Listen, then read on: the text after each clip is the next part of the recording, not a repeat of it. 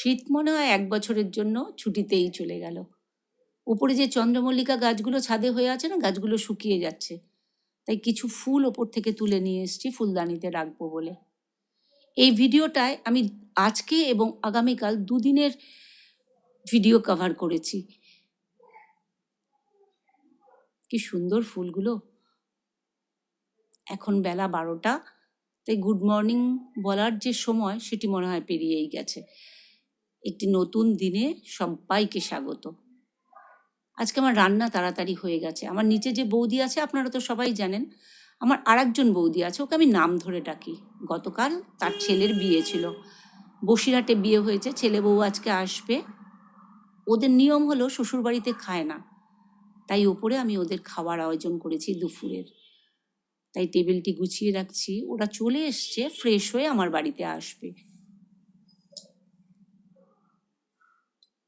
নিজেদের গাছের ফুল দিয়ে টেবিল সাজাতে সত্যিই খুব ভালো লাগে। বাজারের ফুল তো আমরা সবসময় কিনে আনি।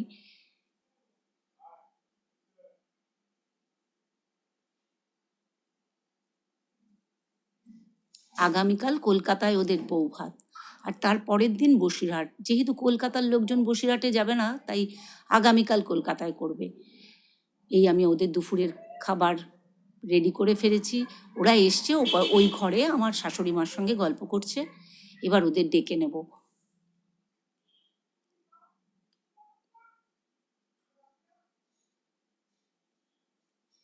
এই এদের কথাই বলছিলাম, ও যখন ক্লাস নার্সারিতে পড়ে তখন আমার বাড়ি এসছে ছেলেটি আর কি। এটি সেকেন্ড দিন। আজ আমার শ্বশুরের মৃত্যুদিন। ওই পাশের ঘরে কনে সাজছে। আমারই বাড়িতে পার্লারের লোকজন এসছে, কালকে যারা আমার বাড়িতে খেয়েছে। ফুলগুলো দিয়ে যখন আমি আমার শ্বশুরকে বাবু বলতাম, যেহেতু আমার হাজবেন্ড, আমার ননদরা সবাই বাবু ডাকতো। যখন সাজাচ্ছি না, অদ্ভুত একটা ফিল হচ্ছে। কেন বলুন তো, আমার ছাদের যে বাগানটা ওনার নিজের হাতের গড়া। কি আশ্চর্য। এখন তার যত্ন করেন আমার শাশুড়ি মা, প্রতি বছর এই চারাগুলোকে বাঁচিয়ে রাখে। সেই ফুল দিয়ে আজকে ওনার ফটো সাজছে। বলে শ্বশুর বাবার মতো। হ্যাঁ, মতো কথাটা তো আসবেই, যেহেতু শ্বশুর বায়োলজিক্যাল ফাদার নয়, কিন্তু উনি আমার বাবাই ছিলেন। আমি বাবার মতোই ওনাকে ভালোবাসতাম, উনিও আমাকে মেয়ের মতো ভালোবাসতেন। খুব দিলদরিয়া একটা মানুষ ছিলেন, দু হাতে বাজার করতে, সবাইকে খাওয়াতে। এটা কিন্তু ভাববেন না যে একটা সোশ্যাল সাইডে বলছি বলে আমি হয়তো বাড়িয়ে বলছি, কারণ এই সোশ্যাল সাইডে আমারও নিকট বেশ কিছু লোকজন আছে। এটি তার চরিত্র। তিনি খুব মিষ্টি খেতে ভালোবাসতেন। খুব সুগার ছিল তো, তাই মিষ্টিটা আমরা মেপে দিতাম। আমি, আমার শাশুড়ি মা, একটার বেশি দুটো দিতে হলেই বলতাম না, আর তো দেওয়া যাবে না। তাই আজকে যখন ওনার সামনে এক বাটি মিষ্টি দিচ্ছি, আমার নিচের বৌদি বলছে, আজকে এতগুলো মিষ্টি দিচ্ছ? তাই বৌদিকে বললাম, এখন যে উনি ঈশ্বরের হেফাজতে, তিনিই ওনাকে রক্ষা করবেন। আগে তো আমাদের চিন্তা থাকতো, শরীর খারাপ হলে হয় ডাক্তার নয় ঈশ্বর, যে কোনো একজনের শরণাপন্ন হতো, দুজনেরই শরণাপন্ন হতে হতো। এই যে বলছিলাম না, কনে সাজছে আমার ঘরে, এই পার্লারের লোকজন কনেকে সাজাচ্ছে। আজকে কলকাতার বৌভাতটা।